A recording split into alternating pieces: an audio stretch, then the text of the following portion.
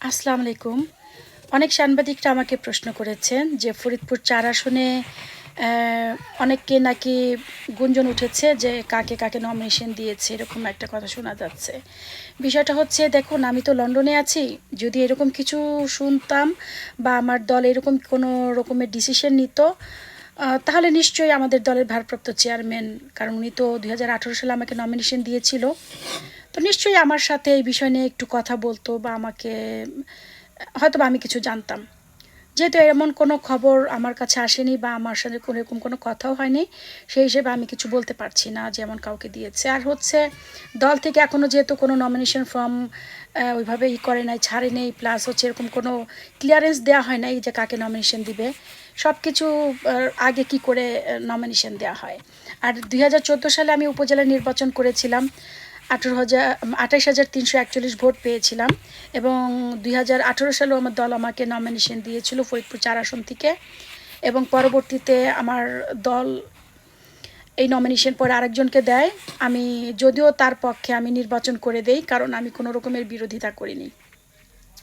দলের নির্দেশকে আমি মাথা পেতে নিয়ে সম্মান জানিয়ে আমি তার নির্বাচন করে দিয়েছি, কারণ শত হলো নমিনেশন কে পেল সেটার থেকে বড় কথা ধানের শীষের প্রার্থী এবং খালেদা জিয়ার কথা চিন্তা করে আমি নির্বাচন করে দিয়েছি। অন্যদিকে 18 সাল 14 সাল থেকে অদ্যাবধি পর্যন্ত আমি এলাকাতে কাজ করেছি, মাঠে কাজ করে গিয়েছি, কাজ করে যাচ্ছি, এবং আন্দোলন সংগ্রাম করতে গিয়ে আমি অনেক জুলুম নির্যাতনের শিকার হয়েছি।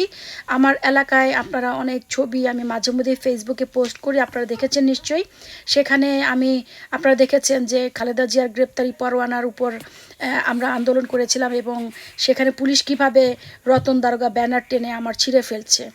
তো তারপরও সেই দিন রাত্রে আমাদের 14 জন নেতাকর্মী জেল, মানে সরি, 14 জন নেতাকর্মী তারা হাসপাতালে ভর্তি হয় এবং কয়েকজন নেতাকর্মী অ্যারেস্ট হয়। তার মধ্যে রবিউলরা, ওরা কয়েকজন অ্যারেস্ট হয়, এবং 2:30 পর্যন্ত পুলিশ আমাকে একটানা থানার মধ্যে আটকে রাখে। তো এভাবে আমি প্রতিনিয়ত আন্দোলন করে গিয়েছি, এবং এভাবে আমি আন্দোলন চালিয়ে গিয়েছি। তারপর থেকে অদ্যাবধি পর্যন্ত দলের প্রত্যেকটা কর্মসূচি আমি পালন করেছি। দলে যতগুলো কর্মসূচি দিয়েছে প্রত্যেকটা কর্মসূচি আমি পালন করেছি।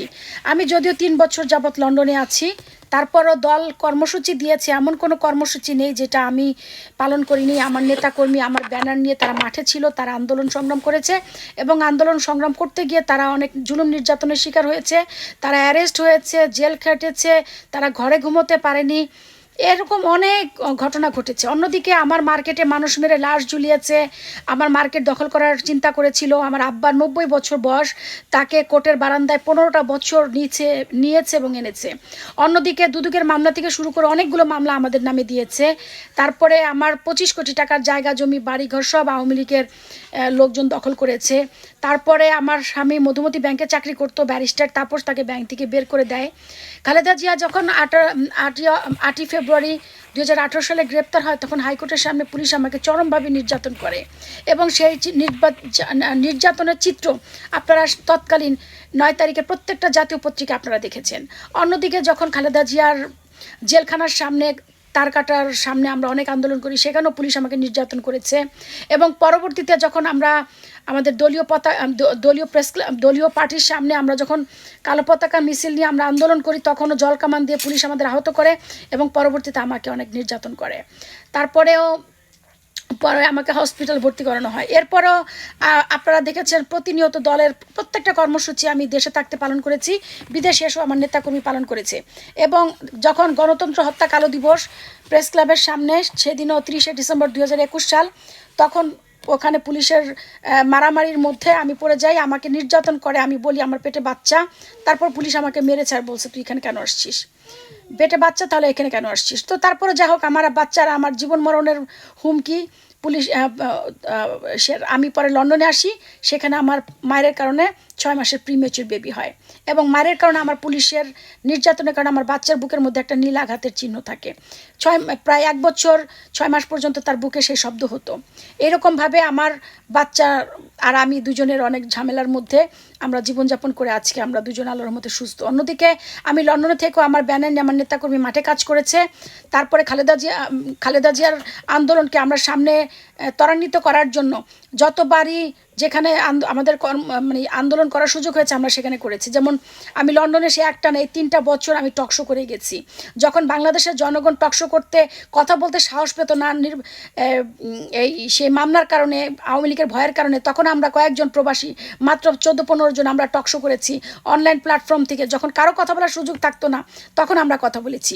অন্যদিকে যখন শেখ হাসিনা 2বার লন্ডনে আসছে তখন আমরা কিন্তু শেখ হাসিনার আন্দোলন সামনে আসাকে কেন্দ্র করে আমরা অনেক আন্দোলন করেছি এবং সকাল 11টা থেকে রাত্রি 2:30 পর্যন্ত আমি আমার ছোট 8 মাসের পেটের কোলের বাচ্চা নিয়ে আমি সেখানে আন্দোলন করেছি এবং সেটাকে কেন্দ্র করে যুক্তরাজ্য বিএনপি সভাপতি মালেক ভাই এবং কয়সর ভাই সাধারণ সম্পাদক এবং আমার নাম 3 জনের নাম পত্রিকাতে এবং সেই মানব জমিন এবং মানব কণ্ঠে আমাদের নাম উঠেছিল এবং সেখানে যারা যারা শেখ হাসিনার সফরকে বিতর্কিত করেছে এবং আন্দোলন করেছিল তাদের নামে মামলা হবে বলে এরকম পত্রিকায় মানব জমিন এবং মানব কণ্ঠতে উঠেছিল।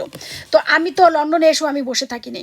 আমার নেতাকর্মী মাঠে আমার ব্যানার নিয়ে কাজ করেছে, দল ঘোষিত প্রত্যেকটা কর্মসূচি আমি পালন করেছি। অন্যদিকে শেখ হাসিনার আন্দোলন করেছি, টকশো করে গেছি, আমি আমার জায়গা থেকে আন্দোলন চালিয়ে গেছি। যদিও আমার অনেক দিকে ক্ষতিগ্রস্ত হয়েছি আমি, তারপর আমি আমার দল থেকে পিছপা হইনি। আমার দলের ভারপ্রাপ্ত চেয়ারম্যান জনাব তারেক রহমান বলেছে দলের দুর্দিনের কর্মীকে সে মূল্যায়ন করবে, দলের তৃণমূলকে তিনি মূল্যায়ন করবেন এবং দলের দুঃসময়ে যারা দলের জন্য কাজ করেছে, আওয়ামী লীগের সাথে আত্মাত করেনি, আপোষ করেনি, আওয়ামী লীগের দুঃশাসন আমলে নির্যাতিত হয়েছে তাদেরকে মূল্যায়ন করবে এবং তৃণমূল থেকে উঠে আসা কর্মীদেরকে মূল্যায়ন করবে।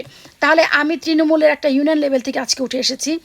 অন্যদিকে আমি দলের দুঃসময়ে আমি আন্দোলন করেছি, দলের সাথে আপোষ মানে অন্যজনের সাথে আপোষ করে দলের সাথে বেইমানি করিনি।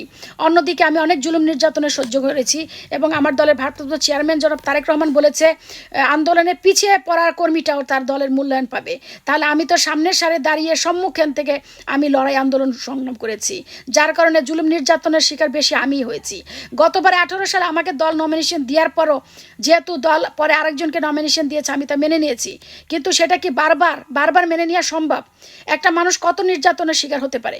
আমার এলাকাতে আমি আন্দোলন সংগ্রাম কাজ করে টাকা খরচ করে শ্রম দিয়ে সময় দিয়ে যেই সময়টা আমি আমার সন্তান স্বামীকে দেওয়ার কথা সেই সময়টা আমি না দিয়ে আমি আমার দলের পেছনে সময় দিয়েছি এবং সময় দেওয়ার কারণে আমি আমার বাসায় আমার পরিবারকে সময় দিতে পারিনি, আমার দলকে দিয়েছি।